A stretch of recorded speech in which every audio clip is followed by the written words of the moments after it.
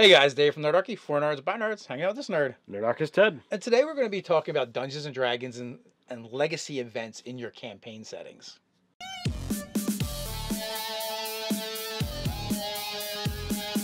Jump down the description below where you can sign up for Nerdarchy the newsletter, get weekly gaming tips, as well as learn how to game with Nerdarchy.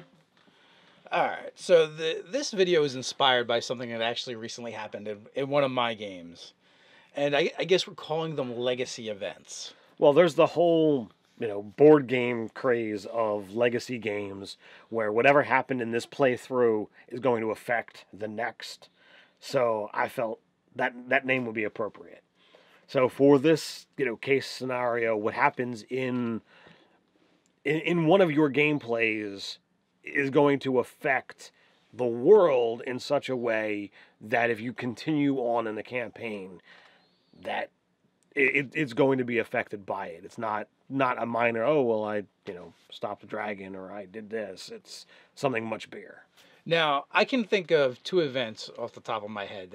I don't know if there's any more that have happened in our games where this has become a thing. Actually, there's quite a few more of them. I guess apparently I throw a lot of them in from time to time.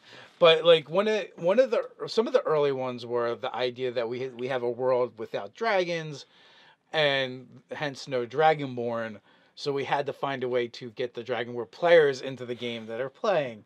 And, the first legacy event that happened in Chimes of Discordia was a portal being opened between two realms. And so now the Dragonborn can flow freely from this realm into ours and vice versa to a certain degree. Right. So, it's, in essence, it's forever changed the world. A fort has sprung up around where the portal is. And I can only imagine over time, more and more settlements will probably, or that settlement per se, will probably expand out away from the portal. So that's like forever changed the world.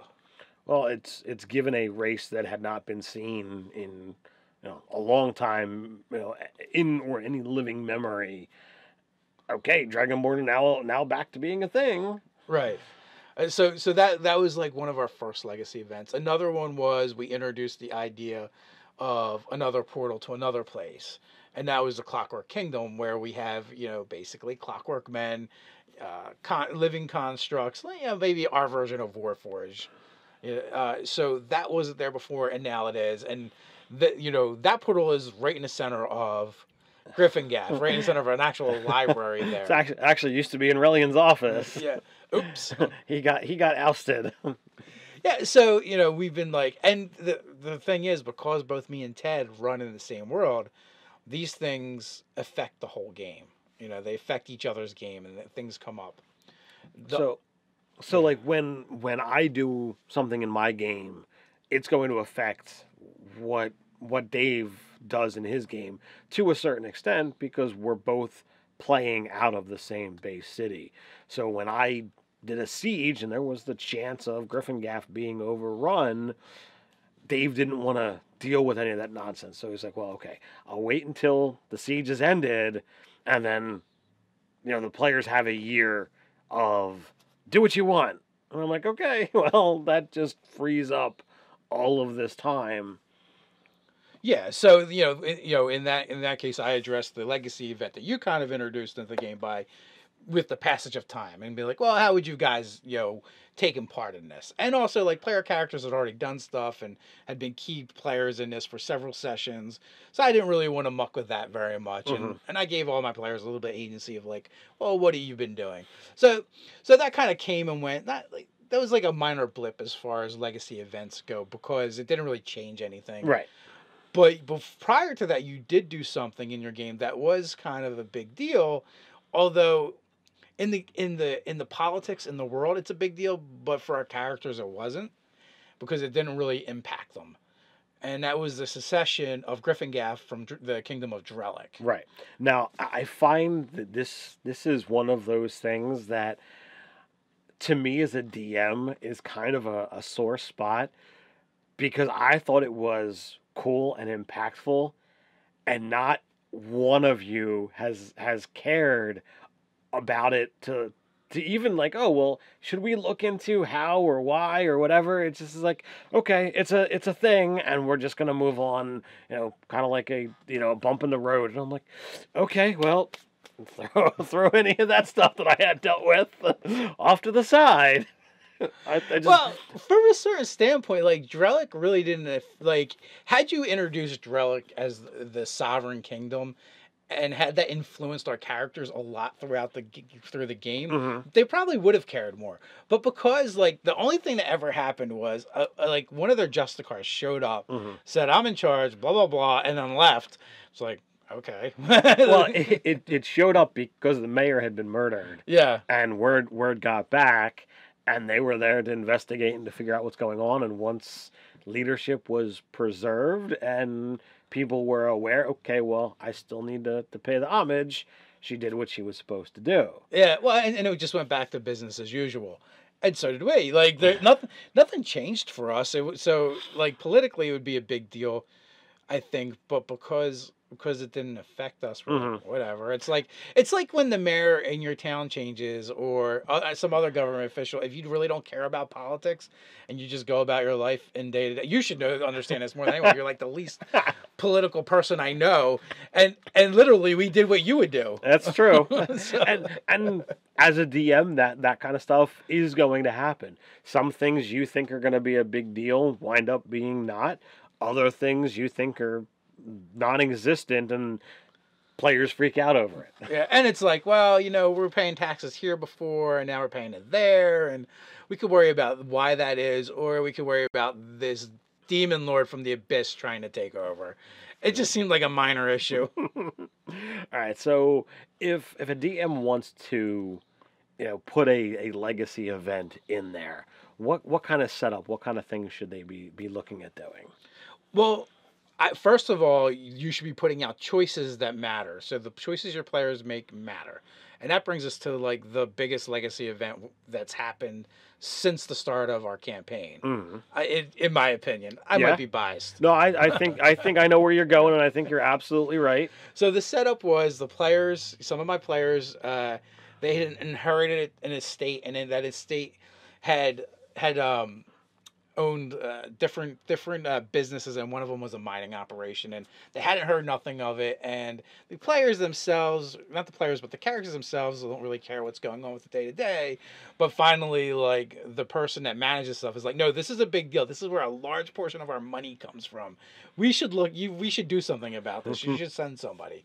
So they did. They went and checked it out themselves, and their mining operation. They get there, and it's a mess, and there's this crazy creep like stuff all over the place, or conch if you're familiar with Ilaria, uh, um, but it's this weird waxy substance. It's all over the place. The Croach. The Croach. Oh yeah, that's what it is. Yeah, and it's like warm and gooey, and it's got veins in it, and it's glowing.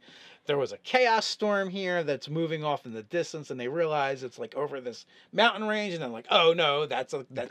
That mountain range is moving with the storm, or that storm is following the mountain range. Yeah, This is not good. it's not good. So they got that, and then they have the actual mine itself. It looks like it's just been ripped out, like exploded out. And there's this huge gaping hole. Monsters come out. They fight a bunch of them. They hang out there for a while, and then they're like, you know what? I really don't like what's coming out of the hole. Let's just go follow the giant monster. And they start chasing it, and they realize they're not going to catch it in time. And then they're also starting to think like, it's the size of a mountain range. What are we going to do?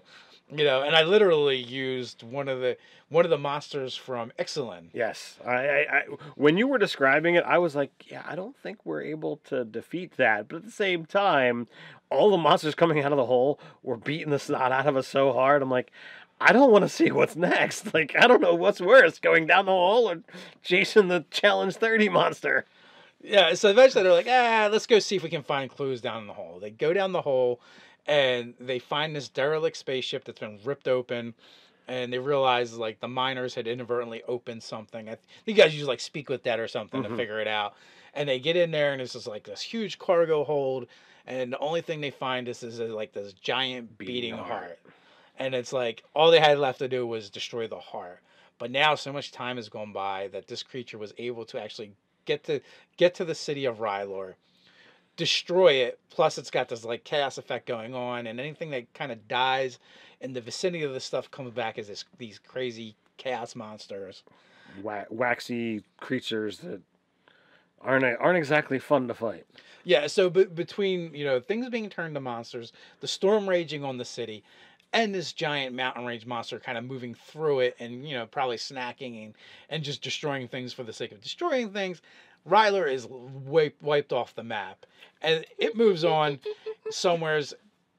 They kill the heart. It stops there, falls in its place, and it's like a dead monster. But it also is probably going to be another site now that people can investigate because of the way, like, I used like the Spinosaur dinosaur auxiliary monster, but I kind of altered a little bit in that instead of just a regular storm, it's a chaos storm that's around it. And chaos storms actually have chasers in our world. So like this opens the idea of, I think there were you said it was like crystals on its back. Yeah, or something? instead of like regular spines, they were crystalline, and maybe it's got a lot of more inorganic material that's made of. So I think it's now like a feature of the world. But not only that, the city of Rylor is now this wasteland that's inhabited by monsters, and it's also full of riches because everyone pretty much abandoned most of their stuff and fled. So this thing is huge. You've added a new feature to the world. Whatever the corpse of this creature is, it's a new mountain range. It might eventually decompose to nothing or part of something, or petrify, or who knows? Like anything could happen. I'm certain it's got the possibility that a cult or cultists could form up around this thing. There could be wars over the remains. Can go in a bunch of different directions. Anything traveling in and around, Rylor, it wasn't a great place to begin with, but now it's worse. It's you've got this area that is going to be inhabited by monsters until somebody goes in and properly cleanses it out. Rylor wasn't a rich place, but I'm certain there's something of value there. Well, there's a city full of stuff, so a lot of it was, there's probably a lot of stuff that was taken, but at the same time, it was like, do we want to get this stuff or do we want to get out of here? Right. And then that's not even talking about, well, what effects have happened because of the chaos storm. Right. So there's all kinds of stuff for people to investigate. And it just creates a new interesting site in our world. And many of my players were kind of vested in Rylor. They like all of our characters have been there. We've done stuff there, even if it was just passing through. I had characters with connections there, several, and now it's like, oh, what does this mean for them? So the connections, did they go on or did they pass on? Oh, and then the other thing is now refugees are kind of flooding in the Gryffindor, as well as going other places. And Gryffindor has never really had any ghettos or really poor sections, but I think it's probably about to. I think so as well.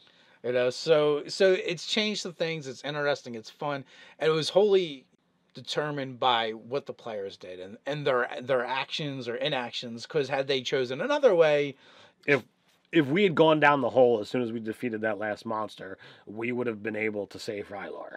Yes, and now, the four of us who made the decision to chase after the creature to see what we could do have to come to terms with, yeah, we screwed up. Like, oops. But on the plus side, everyone's like, well, Rylor was kind of a shitty place anyway. Well, Ted can say this, but like, Relion, he's not. Well, even if people that could say it in game, they're gonna be looking in Griffin and be like, yeah, but now they're here. Well, Relion just started that whole education thing, so maybe we can bolster some of these. Lift them up. Yeah, absolutely. Bootstrap them. It wasn't saying bootstrap them. Oh yeah, you lift them up by the bootstraps. Okay. You lift yourself up. But or do we just have a lot of criminal elements interjected into Gryffindor? I think there's going to be a little bit of everything. So it's an influx. So it'll be fun. It'll be fun to see what you do it in your game. It'll be fun to see how it plays out in my game. Several of my games, because the Scarlet Sisterhood is there, as well as the campaign you and the rest of the crew are in as well. So. Absolutely. So do you guys use legacy events in your game? Do you try to have things roll from one actual campaign to the next? Continue that conversation down in the comments below. While you're at it, don't forget to like, share, and subscribe. Hey, you can always form a pact with Nerdarchy over on Patreon. So until next time, stay nerdy.